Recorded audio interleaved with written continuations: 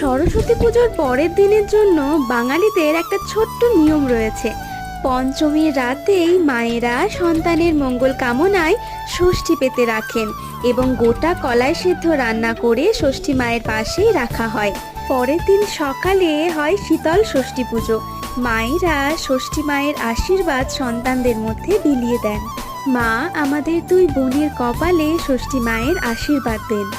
আজকে বহু বাঙালি বাড়িতে ষষ্ঠী পুজো একইভাবে পালন করা হয়েছে। মায়েরা যেমন সন্তানদের ষষ্ঠী মায়ের আশীর্বাদ দিয়ে থাকেন, ঠিক তেমনই সন্তানেরাও বাবা ও মায়ের কপালে ষষ্ঠীর টিপ দিয়ে দেয়। এইভাবেই শীতল ষষ্ঠী পালন করা হয়। এছাড়াও আজকের ষষ্ঠীর নাম যেহেতু শীতল ষষ্ঠী, তাই আজকে বাড়িতে আগুন জ্বালানো হবে না, কোনো রকম রান্না করা হবে না। গতকাল মা গোটা কলাই সেদ্ধ রান্না করার সঙ্গেই বিভিন্ন রকম পিঠে বানিয়ে রেখে